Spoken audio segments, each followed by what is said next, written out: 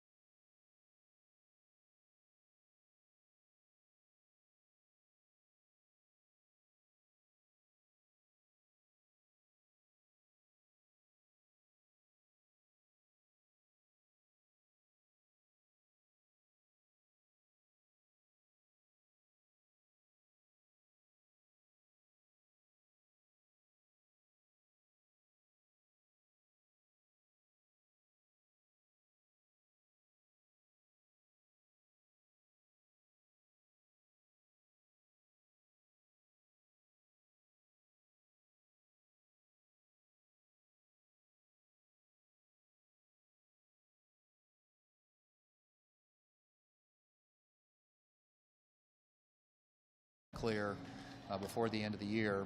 And of course, we want to get the appropriations process moving again. It got slowed down during the shutdown, unfortunately, and as a consequence of that, we've got a lot of ground to make up.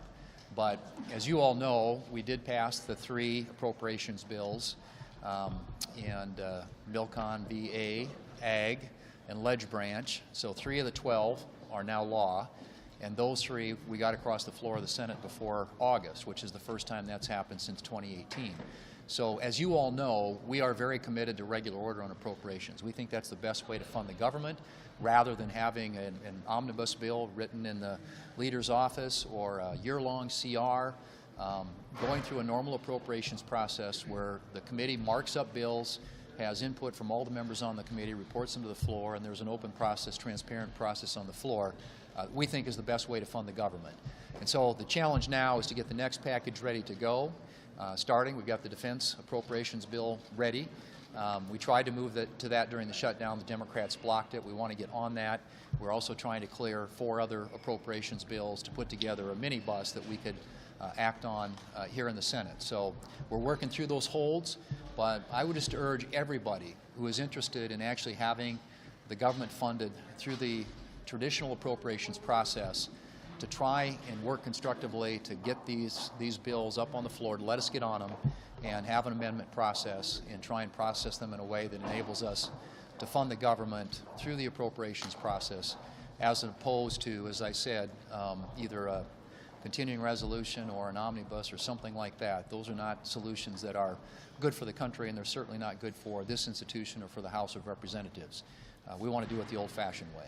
So that's what we intend to be working on over the course of the next several weeks, and I'm hopeful we'll have more progress to report. You had a conversation during lunch about what you're going to do with this provision that allows senators to sue. Have you decided what you're going to do when the House sends that bill over to rescind that provision? Well, we had a good conversation about that, and we'll have, I'm sure, a more fulsome conversation. Obviously, we'll see what the House does, but I will tell you that that was a Senate-specific solution. The statute that was violated applied only to the Senate, which is why we addressed it the way that we did. We strengthened that provision when it comes to allowing a federal government agency, the Justice Department in this case, to collect information, private information on individual senators. We think that's a violation of separation of powers under the Constitution. Obviously, Jack Smith violated the law in the way he went about that. This is something that needed to be addressed, and we'll see what the House does. And then we'll find out what our colleagues here in the Senate want to do. One thing I can tell you is there is a high level of interest in addressing the weaponization of the federal government, in this case the Biden Justice Department, against Article 1 members of our government here in the United States Senate. Now that the Congress has passed the Epstein Files Transparency Act, overwhelming votes in both chambers, Democrats say that they think the Justice Department, Pam Bondi, may slow walk the files release, citing ongoing investigations. Would it be a mistake for the administration to hold back these files, given the overwhelming expression of sentiment by the Congress here? Well, I trust the judgment of the Justice Department to ensure that whatever files they release protect the victims, clearly, and I think there are other items, perhaps materials that were acquired through grand jury trials that perhaps they will have to make some decisions about, but I think they'll make the right decisions. I think the clear intent was, in both the House and the Senate, and the bill now that, I don't know if the President signed it yet or not, but is to get the information out there. And I think, as you saw, there was a big vote yesterday in the House, and it was unanimous here in the Senate to do that. Speaker Johnson said that he was blindsided about that DOJ provision allowing senators to sue. He also said he was angry about it. And then he also said he was disappointed that the Senate didn't change the Epstein bill like he demanded. Why are you and him on such different pages when it comes to these huge issues? Well, I mean, I think there are different, obviously, having served in the House of Representatives for 6 years, I understand there are different ways of doing things. The House and the Senate function differently. We have procedures and rules that we have to adhere to and follow. It makes it's much harder to get things, to pass things, as you all know, through the floor in the Senate. And so I think sometimes there are differences of opinion or disagreements that are partly related to that the difference between the House and the Senate. They're different cultures. But in the end, the Speaker and I talk regularly. We communicate on a consistent basis, and we are unified in terms of our objectives and goals, and that is to work with the President of the United States to implement his and our agenda in a way that benefits the American people. And I think we've worked successfully to do that throughout this entire year, whether it's tax policy, energy policy, national security. You go right down the list. We have had a record of success, I think, both House and the Senate, in a unified way working together. So at times there may be, as I said, slight differences of opinion about how to proceed, how to get things done.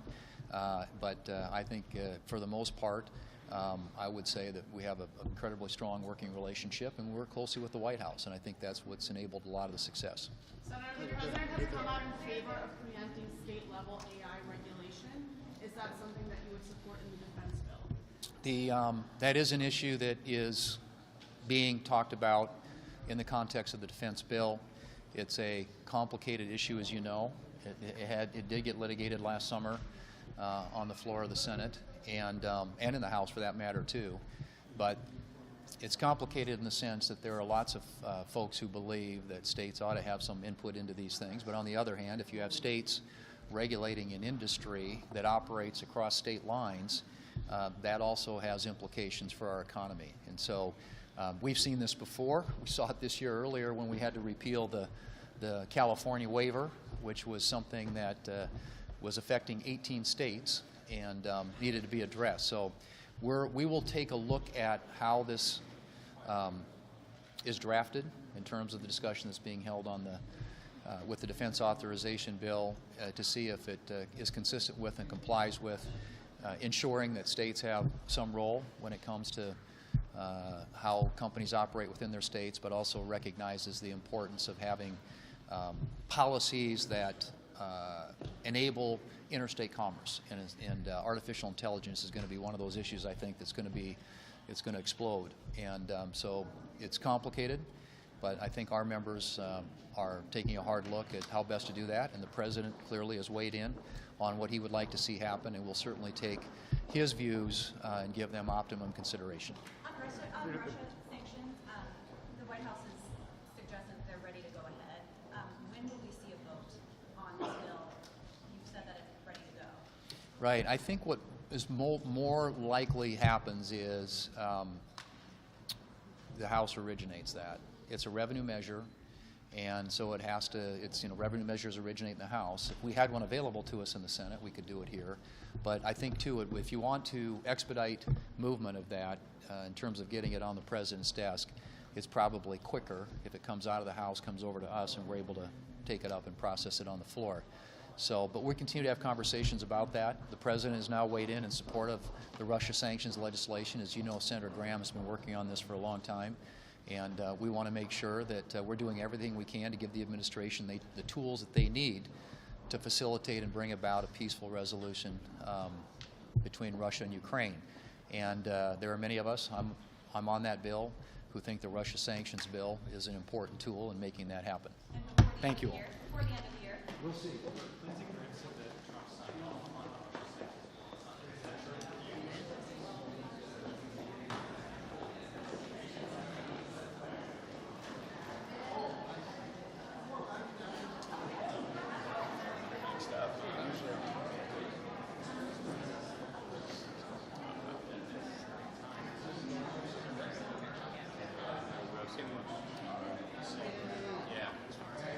Poster.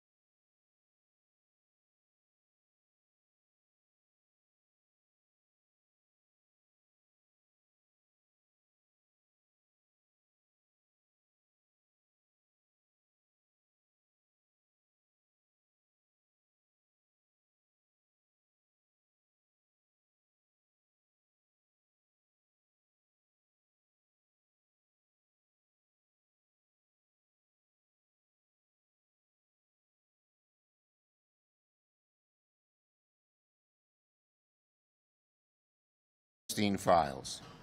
A few hours after it passed the House, I came to the floor and got unanimous consent for the Senate to immediately pass that bill. I told Leader Thune that I was going to come to the floor and ask for a unanimous consent request that deemed the bills passed, and at about 5, before the first vote, and at about 10 of 5, he said he wasn't going to block it. That was good. But enough with the Republican delay, dithering, and dilly-dally. This morning, the Senate finally received the Epstein bill. It's finally on its way to the President's desk. That's right. After months of waiting, months of Republican delay, so many failed attempts from Trump to hide the truth, the Epstein File Transparency Act is headed to the desk. It's a huge step for justice, for the brave and unrelentingly courageous victims. They were amazing. It wouldn't have happened without them. We salute them.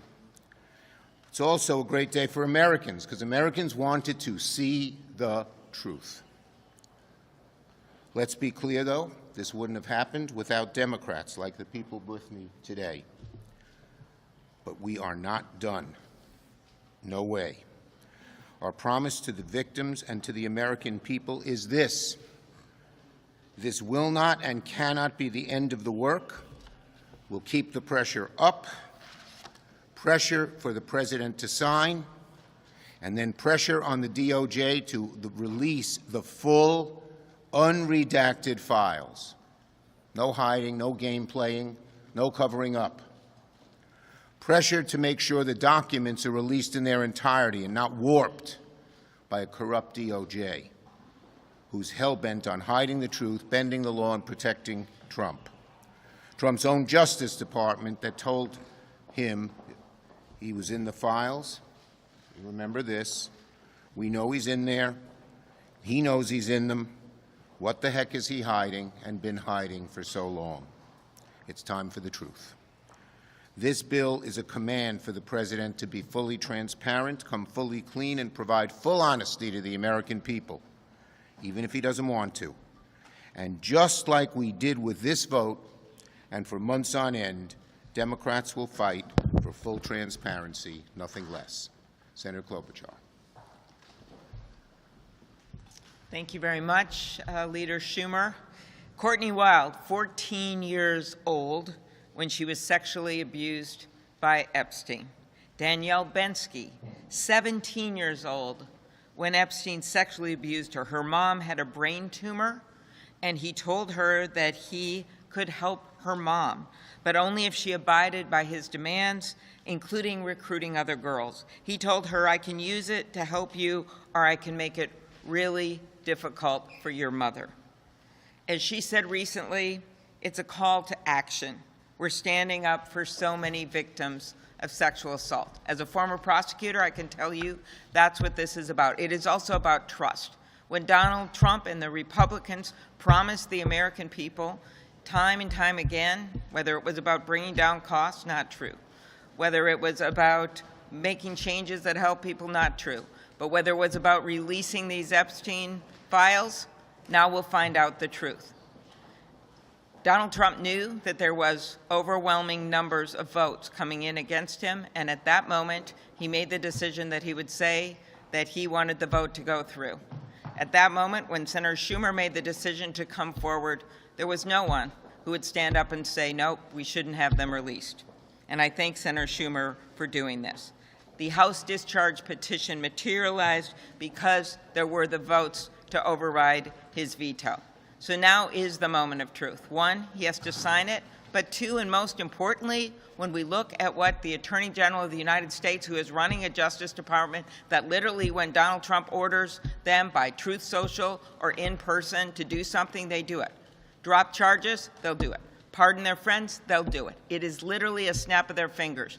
Make sure that you charge a Federal Reserve governor or the Attorney General of the state of New York or the former FBI director, we're there, we'll do it. That's what's been going on. So right now, we're facing a moment because of these faux investigations that she is now claiming are reopening. Now we're going to find out, are they really going to release the files or not? And we are ready to stand up for victims like Danielle and so many others in this country.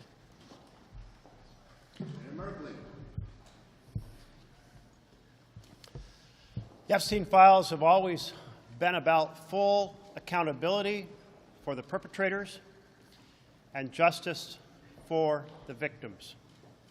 And Donald Trump, when he campaigned, he said, I'm going to release these files. It became increasingly clear that that wasn't going to be the case. So in July, 25 Democrats introduced the Epstein files bill. Not one Republican would co-sponsor it. 4 months ago, then 2 months ago, Leader Schumer introduced that bill as an amendment on the Defense Authorization Act. And 51 Republicans tabled it. And every Democrat said, no, let's debate it and let's pass it. That's just 2 months ago. And then here we were yesterday evening. We called for all 100 senators to join in the vision of equal justice under law, and they did. And that's a great stride forward. But it is not the finish line. Because we know that Trump is not going to release those files. We are going to press him like hell, but everything we know about Donald Trump is he will obscure and delay. And there's a second set of files in the Treasury Department. $1.5 billion in suspicious activity reports. Senator Wyden and his finance team led an investigation with some bipartisan support. Those files provide huge information that will complement the information from the Department of Justice. Now, what happened yesterday evening was a really huge tribute to grassroots Americans, from the far right, from the middle, from the left, all saying we believe that powerful men abusing and raping teenage girls should be held accountable. It's a vision throughout the political spectrum. And it was certainly a huge stride forward for the victims who so courageously stood up and shared their stories. But let's keep working toward the finish line when there will be actual accountability for the perpetrators and full justice for the victims. Senator Gallego. Thank you. Well, today we've won the battle for justice. We won the battle for these poor women that were victimized repeatedly, both by these awful elite men as well as the Trump administration by trying to cover up every step of the way accountability. But it's just a battle. There is still war that needs to go on. We should not be in any doubt that this president is going to take every opportunity, along with his allies, along with Attorney General Pam Bondi, to slow down, to cover up, to confuse, because at the end of the day, the truth will come out, and it will hurt this administration. So I just encourage everyone that was involved and was involved from the fight from day one to make sure that we do not fall for the same traps that he's going to continue to put down. These women deserve justice. These women deserve to be treated like any other U.S. citizen. And just because it was elite men from New York City or from Mar-a-Lago or from wherever in the world, they deserve to be brought to trial and to justice just as much as anyone else. The president needs to show that he is for us and not for them, and stop trying to stop a real open investigation and a real understanding of what happened with the Epstein files. Thank you. Okay, questions? Yes. What's your reaction to this proposal from Health Committee Chairman Bill Cassidy to set up HSA accounts to help people afford insurance plans on the Obamacare marketplace? Could that be a potential common ground? Is that Look, we insist on that the ACA tax credits have to be renewed and extended, period. If Cassidy's proposal, as I understand it, replaces them, looks like it's privatizing health insurance, and it looks like it's really problematic, and particularly problematic to do very quickly. Yes. Leader Schumer, Republicans have said that Democrats have been too singularly focused on President Trump's role in the Epstein files. what would you say to that criticism? And are you equally concerned about the names of Democrats or people that donated to Democratic causes that could pop up? We think every name should come out. Everything. Everything. There should be no cover-up. Yes, not, no, this late. Yes, you haven't called on you. About the Russian sanctions bill, are you hopeful that it will finally get a vote this month now that Trump said he's okay with it? And if it does become law, what do you think should be the focus? Do you think there should be 100% tariffs on Turkish goods, Chinese goods, Hungarian goods? What would be the most effective? Look, the bottom line is I think there are 87 co-sponsors or sponsors, including Leader Thune and myself. We've wanted to move the bill for a long time. Hopefully it can move. Putin has to be told in every way that he cannot be just a bully and overrun Ukraine. Okay? No, you gentlemen. Yeah. Leader Schumer, given the federal court's decision in Texas yesterday to strike down their gerrymandered maps, are you boosted by Democrats' chances nationally going into 2026? Look, I'm boosted by Democrats' chances nationally to begin with. Why? Because the American people are on our side. The issue of health care has been a dramatic cleavage between Democrats fighting to prevent these premiums from going up and Republicans standing in the way. Even we've seen this over and over again. The American people know we're on their side. They know the Republicans are opposing them, and that's going to serve us very well in 2026. Thank you.